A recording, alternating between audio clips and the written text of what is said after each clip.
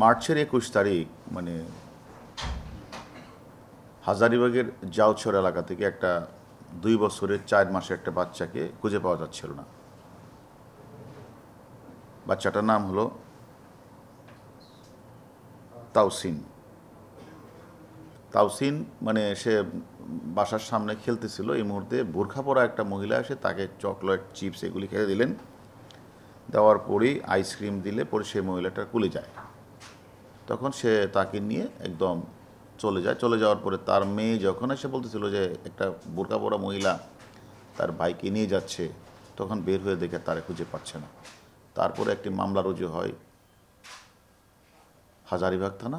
মামলা রুজু হওয়ার পরে আমাদের ডিবি ছায়াতদন্ত শুরু করে বিভিন্ন জায়গায় অভিযান পরিচালনা, লাস্টে কুমিল্লা, লালমাই, বরুড়া বিভিন্ন জায়গাগুলিতে অভিযান করে এই বাচ্চা শিশুটাকে আমরা উদ্ধার করি।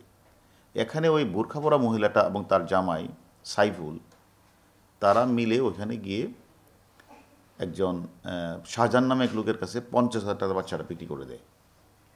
কারণ শাহজাহান নাকি তাদেরকে আগে বলে রেখেছিল যে আমার একটা ছেলে বাচ্চা দরকার। এবং এরা ঘটকদের মতোই, ঘটকদের কাছে যেমন পাত্র পাত্রী চায় যে আমার একটা পাত্র লাগবে, পাত্রী লাগবে, এই যে অপহরণকারী চক্র, এদের কাছে নাকি বিভিন্ন লোক বলে থাকে যে আমার একটা বাচ্চা লাগবে, ছেলে অথবা মেয়ে বাচ্চা লাগবে।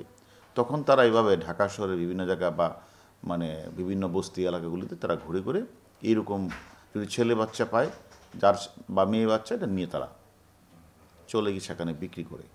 এবং বিক্রি করার পরে ৫০,০০০ টাকা বিক্রি করে টাকা অলরেডি পে করে ফেলছে। সেই মুহূর্তে আমাদের ডিবি রমনা ডিভিশন তারা গিয়ে তাকে বাচ্চার সহ মানে ২ অপহরণকারী এবং যে কিনছে শাহজাহান তাকে আমরা গ্রেপ্তার করি। এখন আমরা আসলে যে বিষয়টা হচ্ছে মানে ঢাকা শহরে আমরা প্রায় এরকম তথ্য পাচ্ছি যে বাচ্চা খুঁজে পাওয়া যাচ্ছে না। অনেক বাচ্চা আমরা আগে উদ্ধার করেছি। যে বোরখা পরা মহিলারা রাজধানী যে বিভিন্ন এলাকায় ঘুরে বেড়ায়, এইগুলি সম্পর্কে আমাদের অ্যালার্ট থাকতে হবে। এবং আমাদের বাচ্চাগুলিকে যেন বাহিরে একা মানে মানে হাঁটা চলার জন্য সুযোগ না দিয়ে সেখানে যেন বয়স্ক কেউ থাকে, যেন তাদেরকে দেখভাল করতে পারে। আরেকটা বিষয় হচ্ছে যারা বাচ্চা কিনতে চান বা বাচ্চা ভরণ পোষণ করতে চান, বাচ্চা হয় না এরকম বাবা মাদের কাছে বিনীত অনুরোধ যে আপনারা বাচ্চাটা যদি নিতে হয় প্রপার বাবা মার সাথে কথা বলে যেন নিয়ে আসে। না হলে চুরি করা বাচ্চা যদি কিনে নেয় তাহলে কিন্তু আমরা অ্যারেস্ট মানে আমরা যখন উদ্ধার করব তখন সেই কিন্তু সেম মামলার আসামি হবে। অর্থাৎ আমি সভাপতি অনুরোধ করব এই ধরনের যে প্রবণতা যে মানে কালো বোরখাহিত পরা মহিলারা ঢাকা শহরের বিভিন্ন এলাকা থেকে বা দেশের বিভিন্ন অঞ্চল থেকে বাচ্চা চুরি করে নিয়ে যাবে, সে বাচ্চা চুরি বাচ্চাটা তারা কিনে নেবে, তাহলে যার বাচ্চা তার মনের অবস্থা কী, তার মানে যে গরিব হোক আর ধনী হোক তার যে মানসিক অবস্থাটা, এটা আপনাদের বিবেচনা করতে হবে।